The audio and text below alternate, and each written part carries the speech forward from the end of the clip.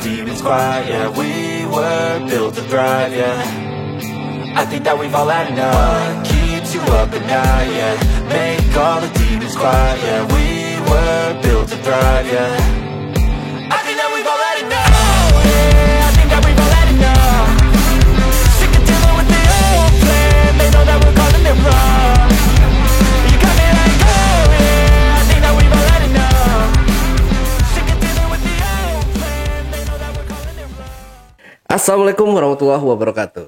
Ketemu lagi yang pastinya dengan saya Ale, host Jejak Backpacker, host yang paling ganteng se-Bekasi dan sekitarnya, yang wajib diselamatkan dari kepunahan. Nah, dalam segmen Otong atau obrolan tongkrongan kali ini, saya telah kehadiran seorang narasumber yang pastinya teman-teman penasaran banget sama narasumber yang akan kita hadirkan kali ini. Beliau adalah seorang sutradara film, lebih tepatnya sutradara film dokumenter. Seperti apa sang narasumber kita kali ini? Langsung aja kita sapa ke narasumbernya. Assalamualaikum Bang Resi Elang Adrian apa Andrian Bang Sil? Saya suka keliru di situ. Adrian atau Andrian nih? Andrian ya. Resi Elang Andrian. Nah, jadi Bang Resi ini adalah seorang sutradara film dokumenter. Yang mana Bang Resi ini dari beberapa tahun yang lalu itu sudah mengeluarkan banyak film-film dokumenter yang udah beliau rilis ya gitu atau diproduksi. Nah, Bang Resi, yep. Ya Bang Resi ini kan adalah seorang sutradara Bang ya. Produser juga nggak sih Bang? Beda ya? Ada beberapa karya jadi produser. Oh, diproduserin sendiri juga gitu. Beberapa ya. Oke. Nah, ini kok bisa Bang Resi ini bisa ke sutradara ini? Apakah dulu itu Bang Resi wartawan atau seneng-seneng bikin video atau gimana sih Bang? Biar ini kan kayaknya menginspirasi banget ya. Mungkin kisah dari Bang Resi ini nanti. Oke, gimana tuh Bang? Gue juga bingung, Le. Kenapa bisa jadi sutradara? Tapi gue masih ingat. Jadi kronologinya nih, di saat bikin film pendek fiksi buat festival. Oke. Jadi keseringan kan kalau bikin film pendek fiksi ya, belum dokumenter. Keseringannya tuh kalau bikin film pendek fiksi buat festival lebih sering menggunakan ide-ide kreatif yang gue tulis sendiri. Oke. Nah, jadi ide-ide itu sering lahir dari pemikiran gue sendiri. Oke lah, dari ide kan dikembangin jadi skenario sampai akhirnya dieksekusi. Nah, ada beberapa karya yang maunya gue kan, ya gue nggak ngedirect gitu kan, karena kan konsentrasi gue kan di kamera, gitu. Jadi di saat ada ide buat bikin film pendek fiksi, ya gue menyerahkan ke, ya bisa dibilang temen yang bisa dikatakan kita percayakan dia yang ngedirect lah, dia jadi sutradaranya gitu. Okay. Tapi kok kenapa pas jadi kok nggak enak, gitu, nggak sesuai sama kita gitu ya, nggak seperti apa yang gue bayangkan. Oke. Itu mungkin karena memang lahirnya dari ide kreatif gue kali ya. Karena gue juga masih bertanya, kenapa ya tanpa kita mengurangi atau bilang karyanya teman kita tuh jelek? Bukan gitu, bukan. Ini kita nggak bicara jelek di sini, tapi ada sesuatu yang kok nggak klik gitu. Nah, akhirnya daripada dirasain sendiri kan, mendingan kita curhat aja sama ada beberapa teman senior. Jadi kalau nggak salah waktu itu gue inget gue sharing sama Saine Febrianti. Ya. Gue bilang, kita kan manggilnya Bo. Ya gue ceritain tuh yang tadi gue rasakan. Akhirnya dia bilang, ya udah kalau gitu lo directnya sendiri. Susah amat film festival ini. Oh gitu ya? Boleh, gue kata gitu. Ya boleh aja, siapa yang ngelarang? Ini kan karya, dalam arti kita nggak bisa bilang harus dia yang ngedirect. Kalau lo punya kapasitas ke situ, kenapa nggak coba gitu? Coba lah, Le. ada ide baru lagi, gue tulis, gue direct sendiri. Yang pasti gue bukan kamera lagi ya, karena kan gue udah posisinya kan udah ngedirect, jadi gue percayakan ke teman yang menurut gue bisa menghandle posisi kamera. Nah, disitulah akhirnya 1 karya, 2 karya ketagihan gitu loh. Tapi ini sebatas buat karya indie ya, kan kita bikin film-film pendek festival tuh jalurnya indie. Jadi bukan bicara komersil nih, jadi director untuk karya-karya indie lah buat festival gitu. Jadi nggak serta-merta gue langsung menyatakan dirinya gue tuh sutradara gitu kan, enggak. Orang pada percaya tetap gue seorang kameramen. Akhirnya berkembang lagi, ada yang menyebut gue DOP lah gitu. Itu semua kan waktu ya. Nah yang lucunya seiring berjalannya waktu kok ada yang ngasih kerjaan komersial, gue suruh jadi sutradara. Gue pun juga nggak langsung terima, Le. Yakin lo gue yang pegang ini? Kan gue ngedirect itulah buat karya gue pribadi, dalam arti karya-karya mungkin bisa dibilang karya-karya idealis kali ya, film festival gitu kan. Terus ada yang ngasih kerjaan komersil, ya, bertanya dong, yakin nih gue gitu. Karena bagaimanapun juga gue dalam berkarya lah ya, nggak pernah mau memaksakan gitu loh. Kapasitas gue tahu sampai B, ya udah B, gue nggak mau maksain harus C gitu. Makanya pas dapet tawaran ngedirect, ya gue bertanya berkali-kali, yakin, sampai akhirnya malah gue diyakinin bahwa gue bisa, malah gue kurang yakin gitu, bukan kurang yakin, maksudnya nggak mau memaksakan aja. Tapi akhirnya setelah dikasih kesempatan dan alhamdulillah dikasih kepercayaan, nah ini mungkin yang agak-agak beda ya. Kepercayaan dan kesempatan tuh emang penting banget. Orang ini sepertinya ngasih kesempatan dan kepercayaan, akhirnya gue ambil. Paling tinggal hasilnya ini, paling jelek gue dimarahin. Tapi alhamdulillah sampai sekarang masih ngasih kerja. Berarti bisa dibilang mungkin dia suka dengan hasil kerja kita gitu. Nah dari situlah akhirnya berkembang dan mungkin lo juga bertanya, dan lo sekarang sebenarnya apa bang posisi lo kalau dalam dunia entertain gitu, dalam dunia broadcast atau dalam dunia film gitu? Karena pernah ada yang nanya gini, bang lo fotografer apa lo kameramen? Kadang gue pernah ngeliat lo jadi DOP, penata kamera, terus sekarang lo sutradara nih, yang bener yang mana nih gitu. Gue kalau ada yang nanya gitu, gue jawab, gue boleh jelasin nggak? Gue pun juga nggak mau cerita asal-asalan nih, kayak gue perlu cerita. Ya udah bang jelasin, ya gue jelasin. Oke, gue jelasin dulu gue memang mulai dari fotografi komersial. Dari fotografi komersial mungkin gue ngerasa kurang mengeksplor gue punya passion. Akhirnya gue berkembang menjadi seorang, dulu belum ada istilah videografer ya, kameramen dulu. Kameramen, betul. Jadi kameramen mungkin di sini gue menemukan dunia yang baru karena bergerak, gambar bergerak. Sampai akhirnya di situ, akhirnya kan ngedirect film. Nah, untuk ngedirect film itu kan ada satu syarat yang kita juga harus ngerti editing. Jadi nggak serta-merta lo bisa ngedirect gitu. Jadi ada yang ngasih masukan juga, teman. Lu bisa ngedit nggak, Res? Enggak, ya lu belajar editing dulu lah. Gimana lu mau ngedirect, lo ngedit nggak bisa gitu. Minimal lo paham konsep editing. Jadi lo paham fotografi, videografi, lo paham ngedit,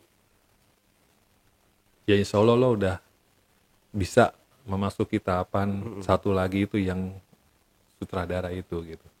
Ditambah juga kadang beberapa kali gue bikin skrip skenario sendiri.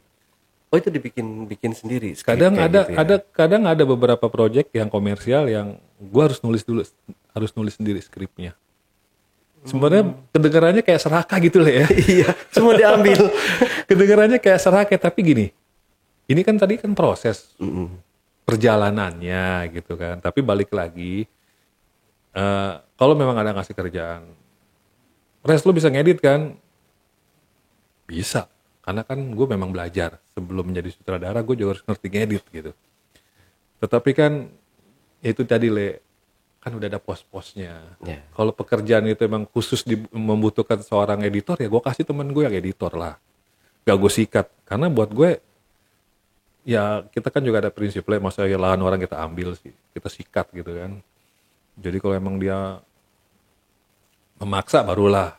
Dan mungkin juga, ya intinya gue gak pernah menyatakan diri gue editor gitu. Gak pernah. Pernah ada yang ngasih beberapa kerjaan, gue gak ambil Le, malah gue kasih temen gue yang editor. Bener, karena gue tetap merasa kita posnya udah masing-masing gitu loh. Iya betul. Sama aja kayak di JB juga gitu kan. Kita udah ada posnya masing-masing. Lo editor, lo host, lo kameramen, lo marketing gitu kan. Udah ada posnya masing-masing. Nah, ini Bang Resi, skill apa sih yang dibutuhkan buat mendirect suatu film itu? Apa tantangan tersendiri di mana? Tantangan Skill khusus kah? untuk mendirect. Iya, mendirect sebuah film itu. Yang pasti sih kita juga harus tahu dulu gimana caranya memproduksi. Jadi kita jangan kebalik Le. Gitu. Kalau kita bicara langsung cara ngedirect gitu ya, kan banyak tahapannya. Dan sampai saat ini pun juga saya masih belajar. Ya masih banyak lah nyari ilmu di luar gitu kan. Maksudnya bertanya dari teman-teman senior gitu kan. Nonton film yang banyak gitu loh. Jadi memang kan ilmu nggak ada batasannya kan. Terus dicari.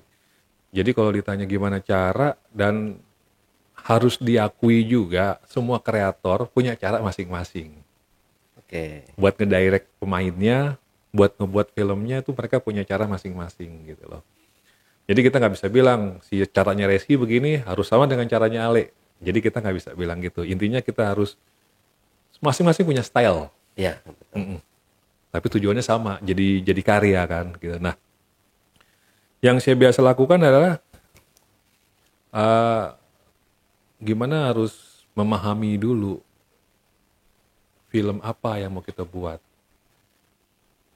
Jadi contoh, kalau memang di sini mungkin dalam satu skenario ada scene di mana si cewek ini nggak perlu nangis histeris, Oke. tapi dia cukup diem, tapi hatinya nangis. Dia nggak perlu nangis histeris, ekspresinya nggak usah berlebihan yang teriak-teriak. Dia cukup diem, tapi hatinya nangis. Berat. Iya. Nah itu kan harus bisa ngasih arahan ke pemainnya, ngasih pengertian. Yang dibutuhin apa sih di film ini? Oh, gue bukan disuruh teriak-teriak nangis histeris, tapi gue disuruhnya diem tapi nangis hati gue gitu. Berarti kan di sini memang harus ada yang namanya pendalaman karakter. Dimana gimana caranya lo diem tapi orang tahu hati lo nangis. Nah intinya pemain itu dikasih kepercayaan aja Le. Jadi kita bukan cuma sekedar ngedirect lo harus gini ya, lo harus begini harus begitu, tapi kita kasih kepercayaan juga bahwa lo bisa mainin peran ini gitu kan. Nah, pasti didukung oleh latihan dan harus banyak belajar. Acting susah banget Le. Lu udah nyoba belum acting? Udah. Susah Ya, nggak? susah. Susah. Susah kan? Susah, acting tuh susah Le, beneran. Gue pun juga kalau lagi ngedirect juga susah gitu loh. Kadang-kadang kalau ketemu sama pemain yang ya kadang kan orang beda-beda nerimanya ya. Kalau yang ada yang nerimanya cepet, mungkin cepet gitu loh. Tektoknya cepet gitu. Tapi kalau ada yang lama, malah lama gitu. Ya tapi balik lagi. Kalau ditanya gimana caranya, ya pelan-pelan kita kasih arahan. Jangan bikin dia bingung gitu. Terus kepercayaan juga. Karena pemain tuh dikasih kepercayaan penuh Le. Jangan sampai lo kayak gak percaya sama dia. Lo udah memilih dia lah sebagai tokoh A. Memainkan peranan ini gitu. Tapi di lapangan, kok lo kayak komplain terus gitu. Kayak lo gak percaya sama dia kalau dia bisa ngebawa peran itu. Jadi ya itu sih yang sering gue lakukan. Intinya banyak-banyak ngobrol gitu. Oke. Nah, Gitu. kalau ini kan yang paling banyak Bang Resi ini kan menggarap film-film dokumenter Bang ya, atau kayak yang saya lihat di di channel YouTube-nya itu Tanah Picture ya. Tanah Pictures. Tanah Picture. Channel YouTube-nya. Di situ kan banyak sekali tokoh-tokoh kayak mungkin yang udah sepuh lah, udah lawas gitu Bang ya. Lu enaknya dibilang lawas ya, jangan sepuh. Sepuh sana apa? Ya, yang udah lawas mereka artinya mereka ini talent-talent atau narasumber yang Bang Resi ambil untuk dibuatkan film dokumenter ini adalah sosok-sosok yang itu saya sebutkan tadi ya, yang lawas atau lebih tepatnya itu kayak anak-anak gunung pada zamannya ya, pendaki-pendaki gunung pada zamannya. Kenapa Bang Resi bisa pengen ngambilnya ke situ gitu, nggak ada dokumenter yang lain, misalkan kayak AJB ini kan, Ali Jejak Backpacker ini kan temanya banyak nih. Ada dia tokoh PSK misalkan kayak gitu. Dia ada Germo pencuri misalkan kayak gitu. Tapi yang saya lihat kan lebih banyaknya memang tokoh-tokoh pendaki gunung pada era 90-an ke bawah, ke atas ya Bang ya. Ya ke bawah ya. Ya ke bawah, bener saya dong, aduh saya tuh kesalahan. Ya itu gimana Bang? Kok bisa ngambil ke situ gitu, nggak mau yang talent-talent lain? Gini Le, awalnya tuh gue tuh nggak di dokumenter gitu. Oh, tadi kan yang gue ceritain ke fiksi kan, ke fiksi, film-film pendek fiksi.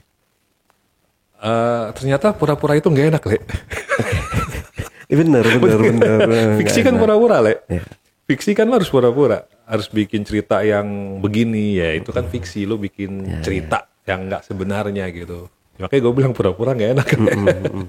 Nah, dokumenter kan real, jadi lo nggak bisa bohong di dokumenter gitu, realistis lah. Dan ternyata kok gue menemukan kenikmatan di dokumenter, di mana gambar-gambar yang gue dapat, yang gue buat itu real, nggak pura-pura gitu. Ya ompong kelihatan di situ giginya, nggak pakai lo pura-pura dibikin nggak ompong, badan dimiringin kiri kanan biar nggak kelihatan gitu. Kan kalau di fiksi kan lo harus nutupin kekurangan Le, nggak boleh kelihatan gemuk, nggak boleh kelihatan yang nggak enak lah, ditutupin. Tapi kalau di dokumenter tuh lo harus jujur. Nah disitulah akhirnya berawal dari dokumenternya almarhum Opa ya, Herman Lantang itu kan dokumenter panjang pertama gue 2021 ya. Kan lo juga bantuin gue Le. Oke. Ale bantuin jadi ya kita sebutnya tim support lah ya di saat tim kita. Hore. Saya nyebutnya tim Hore Bang. Iya, jadi itulah film dokumenter panjang pertama Herman Lantang, dan perjalanan yang cukup panjang itulah kan dia tuh bisa dihitung dari tahun 2018. 3 tahun lah mempersiapkan film itu kan, sampai 2021 bisa ditayangkan kan, maksudnya diputar. Ya itu, menemukan kok gue nyaman gitu ya. Intinya gue ngerasa semua tuh real yang gue dapet. Si tokoh juga cerita apa adanya tanpa dibuat-buat gitu kan. Terlebih lagi mereka itu orang-orang yang ya kita nyebutnya senior kita lah ya di dunia pendakian ya, di dunia outdoor, dan bisa banyak belajar juga kita dari mereka. Nah, ini sih bukan cuman karena gue suka outdoor ya. Gue juga tim Hore, kalau lagi naik gunung tim Hore aja karena seneng aja gitu. Tapi ada kayak ada trigger gitu buat gue naik gunung, buat karya-karya gue gitu. Nah, dari dokumenter Herman Lantang itulah yang akhirnya tuh semua jadi kayak kebuka kayak. Wah, ternyata gue menemukan kenyamanan di dokumenter. Wah, ternyata bicara dengan orang tua ini, apalagi bicara outdoor gunung, orang tua kita gitu maksudnya, itu enak ya gitu. Gue pernah waktu bikin film haul itu, gue sampai ngelamun Le, dengerin Opa cerita. Saking serunya dia cerita, gue dengerin sampai gue nggak peduli dengan kamera gue yang lagi roll gitu kan. Okay.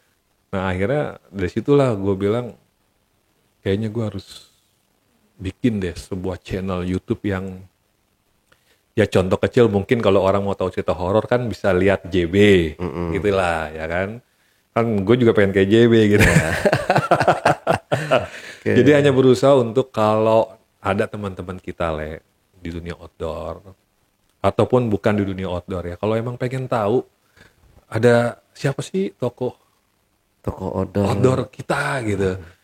Baik yang sudah meninggal atau belum, oh ada di Tanah Pictures. Gitu. Jadi kita berusaha untuk memberikan sebuah tayangan yang mudah-mudahan bisa menginspirasi lewat tokoh-tokoh tersebut. Dan ada juga yang, ngapain sih bang bicara orang tua? Kenapa nggak anak muda aja yang ganteng, yang cantik, yang udah ke gunung A, gunung B, gunung C yang tinggi-tinggi? Gue bilang gue nggak tertarik. Gue jujur, gue apa ada yang ngomong gue nggak tertarik gitu karena di sini gue bukan mau bicara siapa yang udah ke gunung A, siapa yang udah ke gunung B, siapa yang lebih keren, siapa yang lebih hebat. Di sini gue berusaha untuk di Tanah Pictures ya, di channel Tanah Pictures, gue berusaha untuk yuk kita belajar bareng lewat cerita mereka-mereka. Gitu. Jadi makanya dari Opa akhirnya dapat kesempatan lagi dan Tuhan ngasih kesehatan 2022 bikin dokumenter series 12 orang tuh orang tua semua juga tuh Le. Walaupun masih menyisakan 2 orang lagi ya. Gitu. Dari situ akhirnya 2023 ke filmnya Pak Yon, Dr. Yon Artiono Arbai. Oke. Nah ini sebelum kita masuk ke Pak Yon, saya masih pengen mengulas tentang Hall ini dulu, Herman Olantang. Oke, Bang. oke. Ini kan tahun 2000 berapa kemarin? Saya lupa malah bang. 2001, 2021 ya. Pas COVID ya. Masih ya, masih hangat-hangatnya. Oh ya? iya, masih COVID.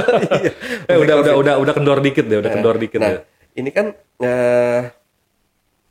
udah tayang di waktu itu gala premiernya. Nah, setelah itu kan mungkin penasaran teman-teman, mungkin ada sebagian nih kalau kita kan udah pada tahu nih Hall itu apa. Mungkin dari teman-teman ini banyak yang belum tahu, khususnya penonton Jejak Backpacker nih, Bang. Mungkin mereka ada yang belum tahu apa sih Hall itu, kapan tayangnya dan ini udah tayangnya kapan, apakah masih tayang di mana gitu. Nah, itu di mana, Bang? Ini juga sebenarnya mewakili lo juga ya, pengen tahu juga gimana iya. ya. Jadi kalau dari program yang gue buat di Tanah Pictures ya bahwa Hall itu kan ya film dokumenter Herman Olantang. Hall itu di program kan kita buat bermain sampai tahun 2021. 2022. Jadi setelah kita gala premier tahun 2021, gue kasih waktu setahun, maksudnya sampai tahun 2022 kan, untuk orang bisa menonton dengan cara ya roadshow. Jadi kita ke beberapa kota, kita kan udah ke Jawa Timur, Jawa Tengah, Jawa Barat. Itu kita bawa film Herman Olantang tuh. Kita sebut aja lah nobar gitu, sama-sama. Akhirnya kita diskusi, tanya jawab seperti itu. Nah, setelah kita roadshow-nya selesai, ada yang nanya lagi memang, kapan lagi diputar? Saya bilang, roadshow-nya udah selesai gitu. Nah terus gimana kalau mau nonton? Akhirnya saya bilang, ya kalian kalau memang atas nama komunitas kan bisa ngundang kami. Ya contoh umpamanya komunitas A bikin acara nobar, film dokumenter Hall, Herman Olantang, ya saya datang sama tim bawa film, kita nonton, kita diskusi bareng. Nah ternyata sekali, 2 kali, 3 kali, ternyata rame juga Le. Gitu loh. Kita jadi diundang gitu ya untuk ya meramaikan acara tersebut sampai akhirnya kita suruh bawa film nonton. Memang di YouTube nggak ada bang, terus di YouTube dong. Ya sampai saat ini belum ada di YouTube gitu loh. Nah sekarang kalau ditanya, sekarang udah 2024 ya kan. Nah terus gimana nih Hall nih, mau nontonnya gimana ya? Ya datang ke rumah saya aja. Oh, oke. Nah ini kan karena yang udah udah pada senior ya, kayak almarhum Opa Herman Olantang ini sudah almarhum juga. Dia kemungkinan ke depannya ini film-filmnya, kalau saya bisa nebak ya Bang Resi ya, mudah-mudahan ya ke depannya itu bakalan boom gitu loh Bang. Banyak orang-orang yang sekarang ini hanya mendaki gunung itu nggak tahu nih cikal bakal mereka ini dulunya itu siapa. Mereka ini banyak yang nggak tahu. Dan saya pun waktu nonton film kemarin premier atau apa sih Bang namanya, pemutaran aja ya? Kalau yang kemarin Pak Yon 24 itu sih screening aja ya. Screening ya. Jadi screening film sosok Pak Yon Artiono Arbai. Artiono Arbai itu kan itu diputar di situ kan ya, udah tayang, dan ada kemungkinan ke depannya itu akan menjadi ledakan yang luar biasa kalau menurut saya nih Bang ya. Kenapa? Karena film-film Bang Resi ini unik, beda dari yang lain. Jadi yang mereka yang nggak tahu, dan saya kemarin nonton film yang tadi Pak Yon itu, saya sendiri pun asing gitu di telinga saya, yang kita yang masih muda ya, siapa sih Pak Yon gitu, kok nggak kenal. Nah setelah adanya pemutaran film itu, Bang Resi bikin film dokumenternya, barulah saya tahu kalau Pak Yon itu adalah orang yang mengevakuasi Suhogi. Nah teman-teman juga perlu tahu ya, Suhogi itu adalah mungkin dulunya dia pencetus ya, mungkin ya pencetus era pendakian di Indonesia. Kalau menurut Bang Resi ini ada kemungkinan nggak, sama nggak pemikirannya kayak saya? Kalau saya sih ada pemikiran ke situ, kedepannya bakalan meledak gitu loh. Kalau menurut Bang Resi sendiri, percaya diri nggak nih film-film Bang Resi ini akan booming di suatu saat kedepannya? Ini tradisi gue ya, Le. Jadi bukan pesimis ya. Nggak pernah mau ngebebani diri dengan ekspektasi yang berlebihan. Jadi buat gue tuh bikin karya ya, bikin total, gitu. Total, litas, ikhlas, bikin. Jangan punya ekspektasi lebih. Karena kalau gue punya ekspektasi lebih, gue bilang ini akan meledak, ini akan viral, menurut gue tuh bisa jadi beban buat gue. Karena berharap yang belum tentu terjadi kan. Tapi ini bukan pesimis ya. Jadi di sini gue hanya berusaha untuk nggak mau mengganggu, nggak mau terganggu aja dengan hal-hal yang tadi. Jadi buat gue bikin ya bikin, profesionalisme diterapin di sini semaksimal mungkin. Syukur-syukur bisa bermanfaat ya. Hasilnya silakan tinggal penonton yang menentukan. Nah, kalau dilihat dari Herman Olantang, almarhum Opa, kebetulan kan lo juga ada di situ ya pas lagi gala premier.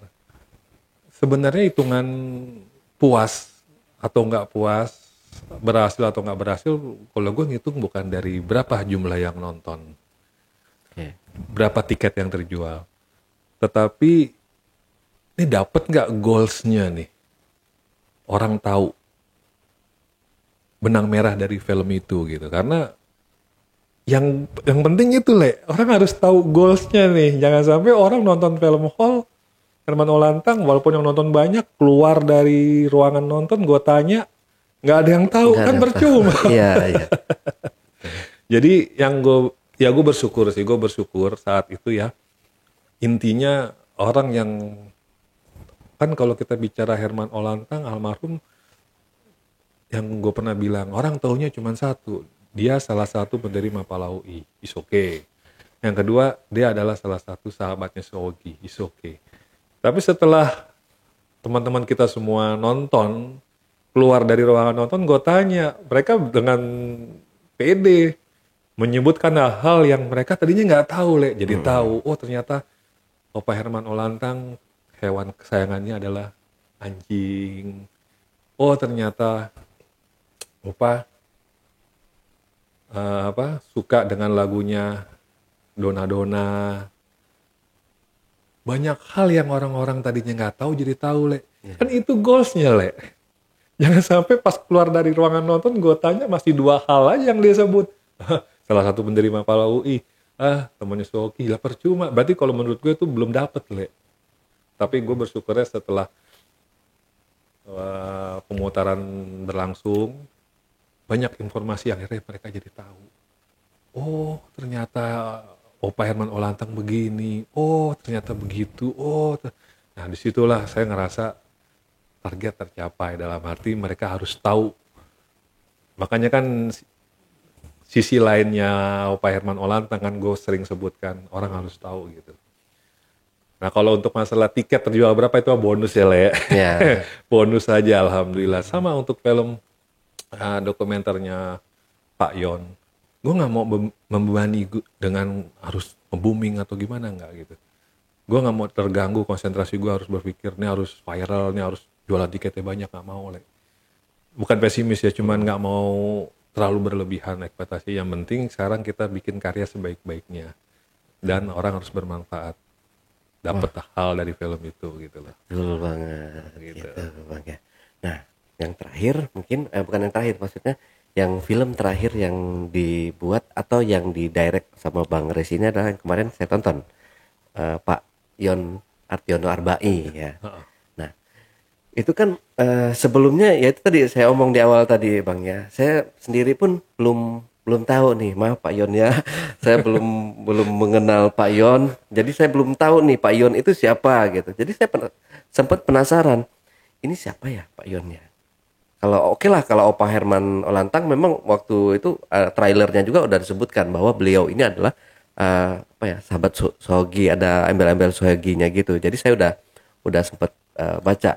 Dan ini kalau saya nggak salah Pak evakuasi Sohogi ini memang di berita-berita juga kan nggak ada di berita zaman sekarang ini Bang. Mungkin kalau koran-koran zaman dulu tuh ada gitu.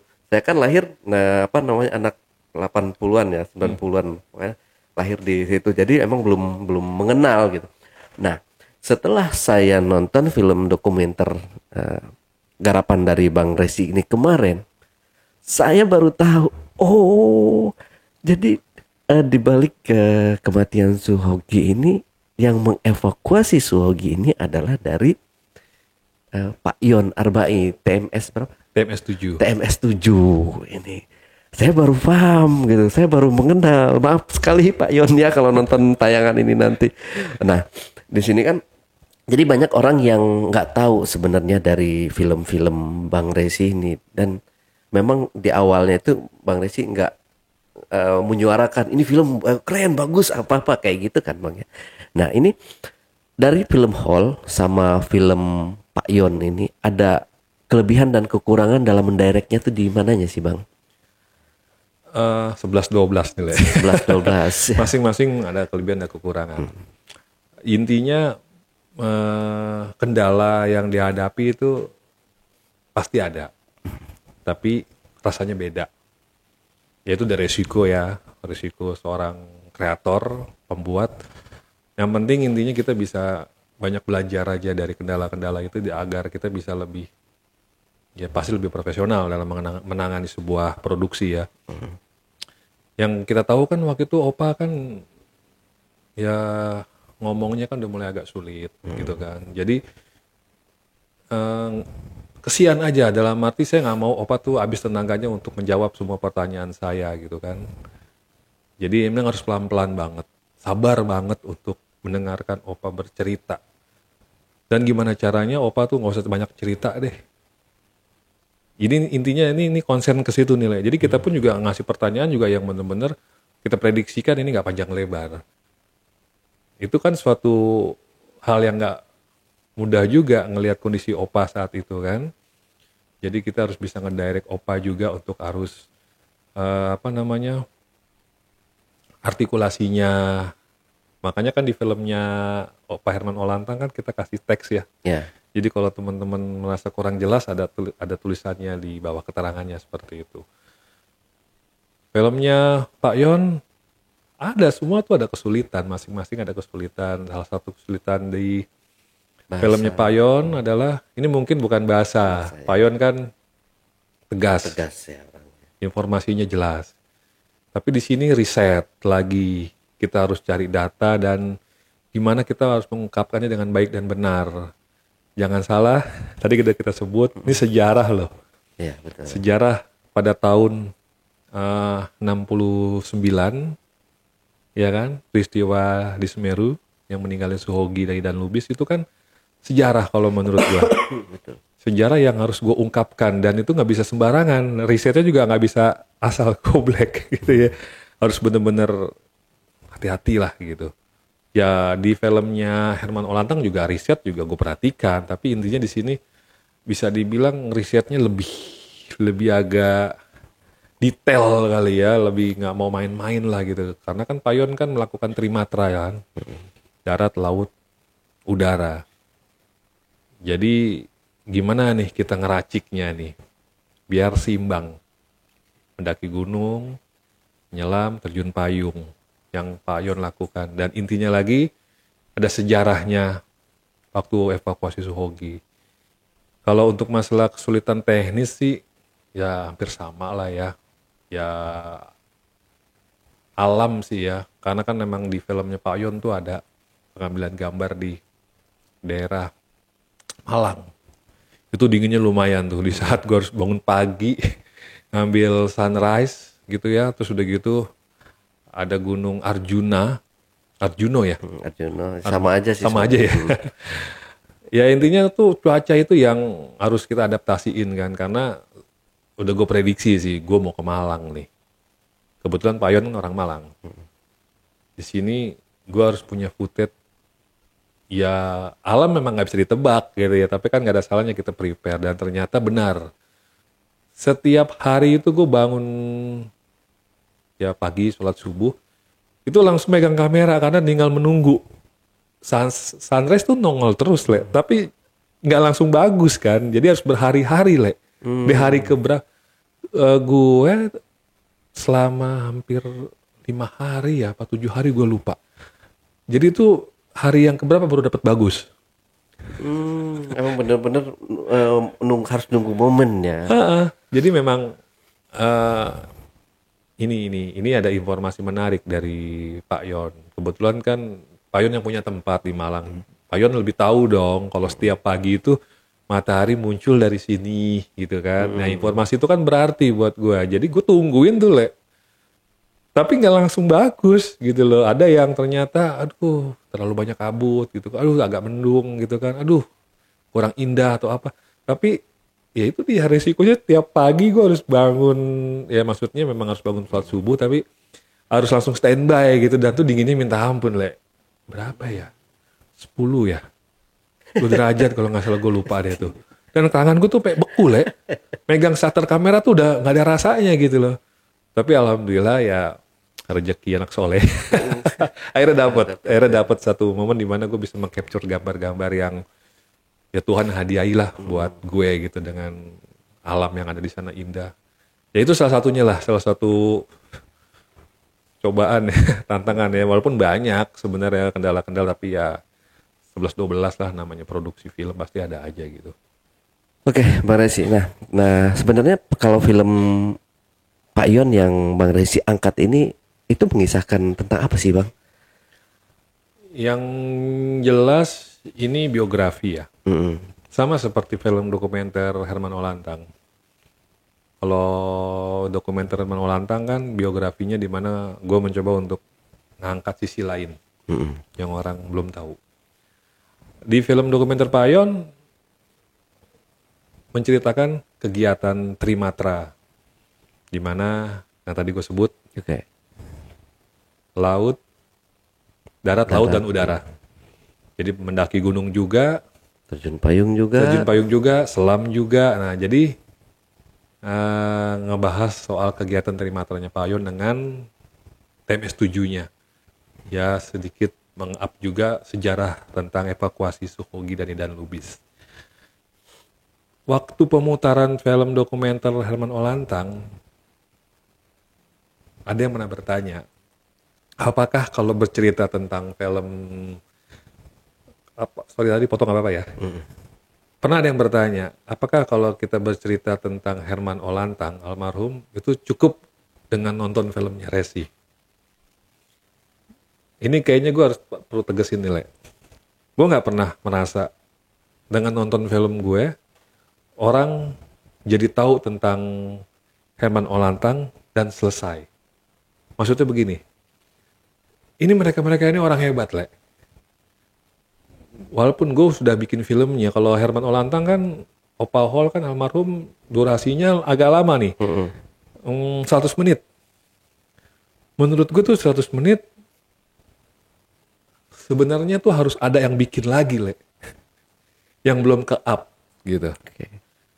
Jadi gue seneng kalau umpamanya ada sutradara, filmmaker yang ngebuat film Herman Olantang lagi dengan versi yang berbeda, karena gue nggak merasa semua udah go up gitu dan harus puas selesai. Begitu juga dengan film dokumenter Pak Yon. Seperti tadi yang gue bilang, ini orang-orang hebat, Le. Mereka tuh banyak cerita, banyak informasi yang harus kita gali gitu loh. Nah, jadi ya walaupun dengan kondisi, kalau Pak Yon durasinya itu 1 jam 15 menit. Lebih pendek dikit ya daripada Pak Herman Olantang. Tapi setidaknya kita jadi tahu gitu loh bahwa oh, Herman Olantang begini, oh Pak Yon Artiono Arbai begini gitu. Jadi ini sih cuma statement gue aja supaya gue nggak cepet puas, Le. Gitu kan, bahwa bicara trimateranya Pak Yon dan aktivitas lainnya, semoga kayak lo bilang tadi, yang nggak tahu jadi tahu. Ya. Selebihnya kalau memang ada yang merasa belum di up, ya itu mungkin bisa dikondisikan dengan filmmaker yang selanjutnya. Jadi yang pernah gue ceritain tadi kan, gue dalam berkarya nggak pernah mau memaksakan, Le. Kalau gue ngerasa kemampuan gue sampai di sini, ya udah, gue bicara karya gue sampai di sini. Nggak pernah mau memaksakan harus lebih. Nanti jatuhnya malah nggak enak, gitu lah. Jadi ya itu, bicara jujur aja dalam berkarya, ya itu maksudnya. Oke. Kesulitannya apa? Kayak ini kan menghadapi orang-orang di atas umurnya yang udah di atas kita nih. Ya mohon maaf ya, kita kan tahu ya kalau orang yang udah di atas kita, jauh di atas kita itu kemudian mungkin dia banyak kayak, wah gak bisa, saya gak bisa seperti ini, saya harus kayak gini. Resi, saya maunya kayak gini nih, pokoknya ankle-nya kamu harus ambil dari sini, saya harus kelihatan ganteng, misalkan kayak gitu. Contoh nih Bang ya, ada nggak sih Bang kesulitan dari talent yang udah berusia di atas kita ini? Kalau yang lo ceritain tadi itu kejadian banget. Oh, kejadian banget. Oke. Tapi balik lagi yang gue bilang tadi, Le, ya kesulitan banyak ya, kendala banyak. Kalau tadi yang lo tegesin tadi itu, yang gue bilang tadi, Le, mereka pasti punya mau. Ya kan? Tapi maunya mereka ada dasar nggak? Itu dulu, kita harus tahu dulu. Okay. Setelah kita mendengarkan apa maunya mereka, tokoh-tokoh film itu, setelah gue dengerin, baru gue menyikapi. Intinya cuman kita ngobrol baik aja, dijelasin gitu. Jadi jangan langsung kita selak, enggak, saya begini maunya, ini yang lebih bagus begini. Ya kalau bisa sih jangan kayak gitu, dengerin aja dulu.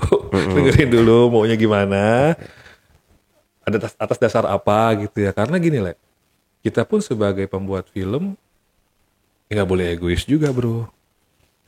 Kalau ternyata memang lebih bagus apa yang arahannya tokoh kita, kan kita juga harus terbuka, harus bisa terima. Ya kan, kita nggak bisa bilang, emang kendali film tuh di kita, sutradara gitu. Tapi ya jangan egois juga, semua harus ngikutin kita. Kita harus open, harus bisa komunikasi bersama, dua arah. Kalau emang menurut tokoh-tokoh kita gini, yang ini lebih baik, kenapa nggak kita coba gitu. Nah, menyikapinya hal-hal seperti itu yang gue bilang tadi, dengerin aja dulu. Oke. Bener, ambil. Kalau nggak bener, kita jelasin. Pasti itu solusinya ketemu kok. Oh, ternyata oke, res. Dan alhamdulillahnya kalau kita ajak ngobrol baik-baik, kita jelasin, mereka ngerti. Oh iya ya, oke, saya percaya ke kamu. Kan enak kayak gitu kan. Seperti itu kalau masalah ngaturnya. Harus penuh kesabaran. Harus penuh kesabaran, dan itu kan udah kayak gue anggap orang tua gue juga, Le. Bapak-bapak itu kan. Jadi ya jangan ngelawan sama orang tua. Kualat lo. Ya, oke. Nah ini biar teman-teman mungkin pengen nonton atau banyak yang penasaran dengan film Pak Yon Artiono Arbai ini. Itu nanti kita bisa nontonnya itu di mana nih, Bang? Hampir sama kayak hall kah atau gimana nih? Atau roadshow gimana? Sama. Ini akan roadshow juga. Seperti yang tadi ditanyakan, apakah yang kemarin itu tanggal 24 di Persada Halim adalah premier? Gue bilang bukan. Itu yang kedua. Kebetulan tempatnya sama. Jadi yang pemutaran oke. perdananya itu kan bertepatan dengan ulang tahunnya Pak Yon, tanggal 22 Oktober. Nah, terus di bulan Desember kita bikin lagi di tempat yang sama, tapi lebih ke fokus ke acara pemutaran filmnya, gitu. Nah, dari obrolan saya dan Pak Yon, pengennya sih setiap bulan tuh kita akan keliling, gitu. Oke. Dari kota satu ke kota lainnya gitu kan. Kita bawa film ini gitu loh. Jadi semua orang bisa nonton. Itu yang gue bilang tadi, roadshow. Seperti itu.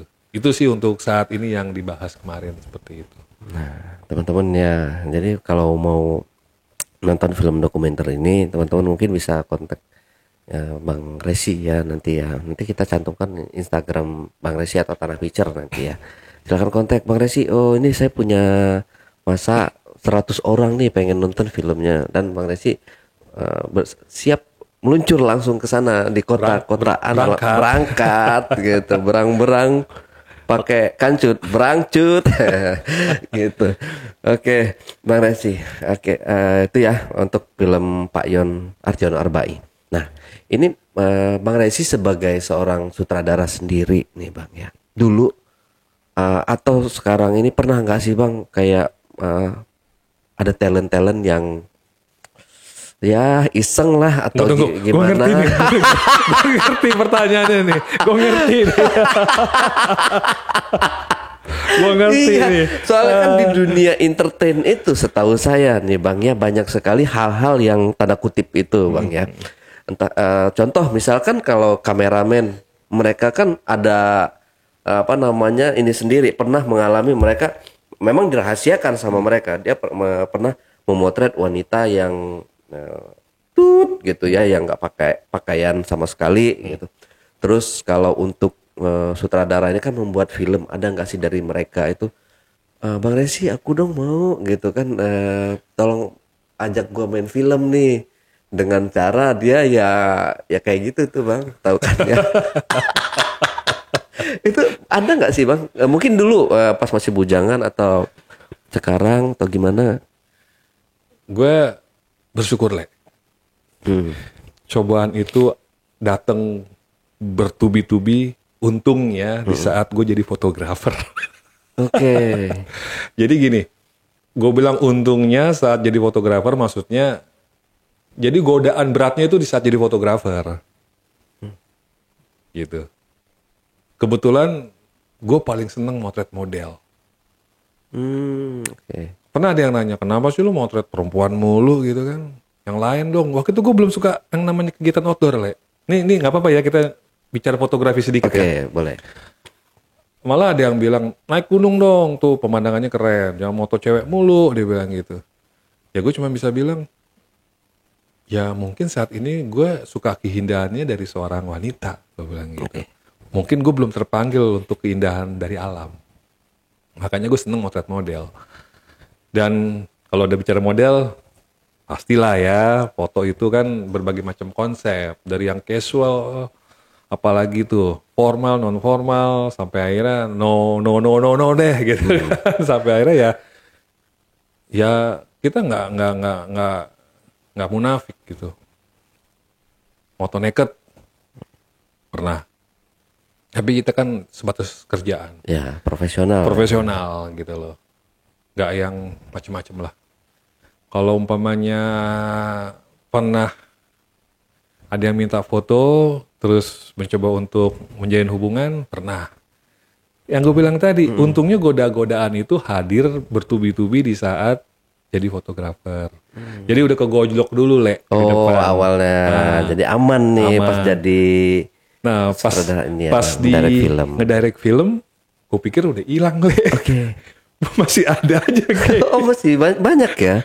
Maksudnya masih ada hal yang gue kadang mikir, ini kan udah lama banget ya. Gue pikir udah nggak ada gitu ya yang mencoba. Gue nggak kegeeran di sini, tapi gue pikir udah nggak ada yang hal-hal yang kayak gini gitu yang mencoba untuk diajak terlibat dalam suatu produksi dalam arti bermain. Main tuh bukan main Ya, main tapi film ya.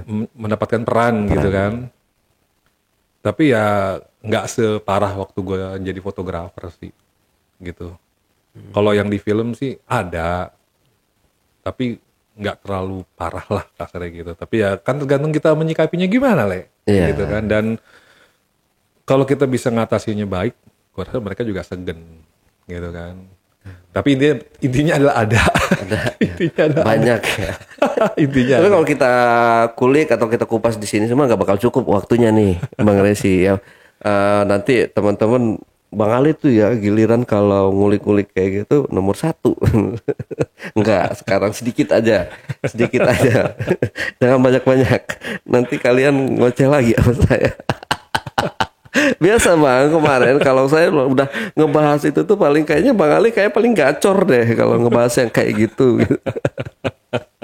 Oke, Bang Resi, terima kasih banget nih Bang Resi udah hadir di studio Jejak Backpacker, berbagi cerita, berbagi kisah pengalamannya selama menjadi sutradara film.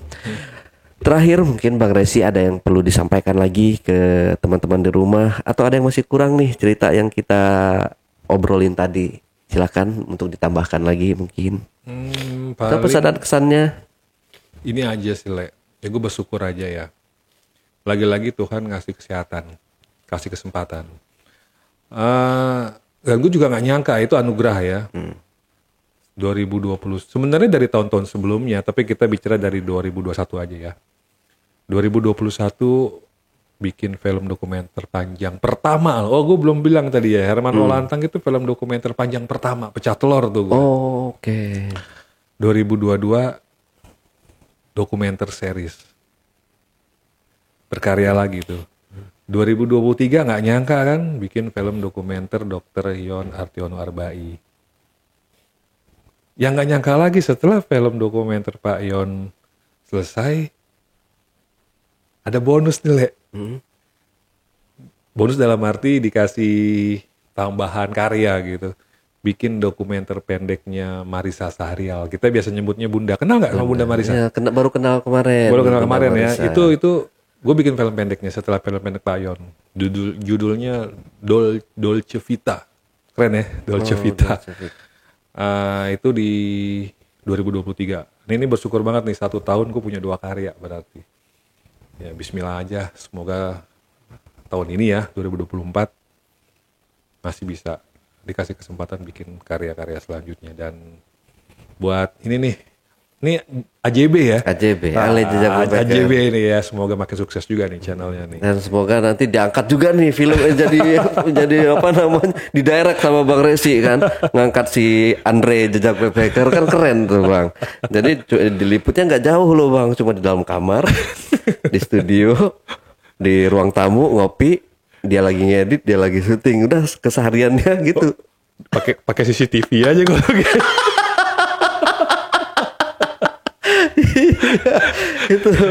itu pasti booming banget itu apa namanya kalau bikin film sosok si Andre Jejak Backpacker.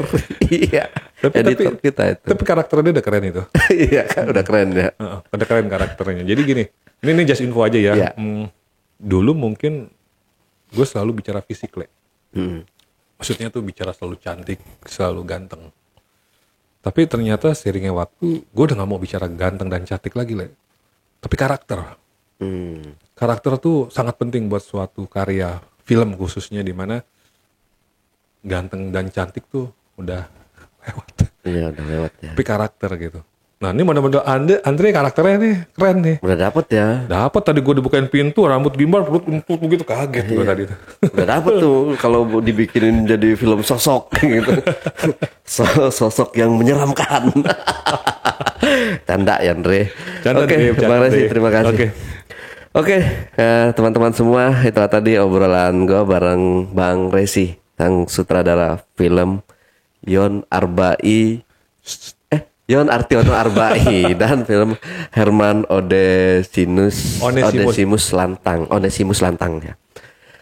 Jadi teman-teman, semoga apa yang diceritakan atau yang dibawakan oleh kita tadi atau Bang Resi tadi itu jadi pelajaran buat kita semua ya, bahwa dunia pendakian itu dulunya ada senior-senior kita Gitu teman-teman. Jadi buat pendaki zaman now yang belum tahu siapa si Opa Herman Olantang dan siapa Pak Yon.